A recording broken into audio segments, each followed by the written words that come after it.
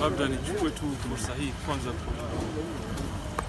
kuomba Mwenyezi Mungu atakabalie Waislamu waliofunga mwezi wa Ramadhani saumu yao.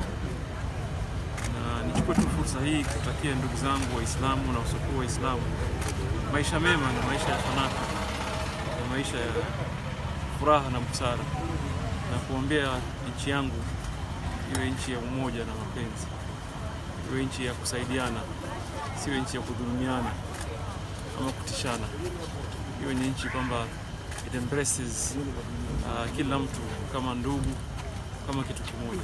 So nikutakia watu mema na nakuombea kila la heri. Asante.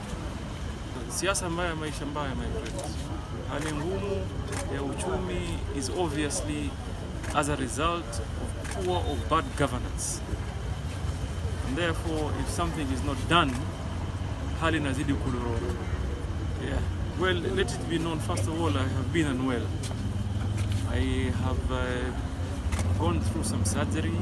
I am recovering, and that is the only reason as to why you haven't seen me where you're supposed to see me. But I want it to be known that I subscribe 100% fully, completely to the ideology of Azimio and that of Raila Amolo Odinga. It must be known. Mimi ni ODM, ODM ni mimi. Baba ni mimi na mimi ni baba. It must be known. There's no doubt about that. Ni hali ya afya haikuniruhusu, na pengine mpaka sasa bado haijaniruhusu kuwa katika msukumano. But usiulize swali, usiulize ati kwa nini maji ya bahari yako na chumvi. Maji ya bahari yako na chumvi kwa sababu ni maji ya bahari, my friend. Tumeelewana? My friends, let me tell you.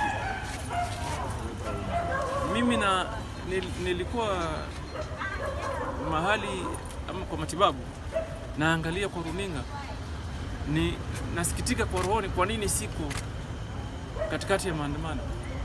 Na mimi unajua ni mtu wa kupenda hiyo, and only because people sometimes hawataki kuelewa. And kuna watu ambao wanaona ni rahisi and they would want to politicize kila kitu, day in day out, year in year out. Ni siasa tu, mdomo huku chini mwananchi anasota kusota. And therefore there are fundamental issues that must be addressed, and therefore mimi naunga mkono ikamilifu.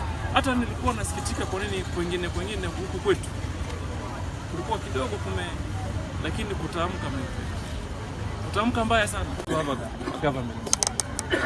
My government or anybody's government, any serious government, hawafanyi rhetorics.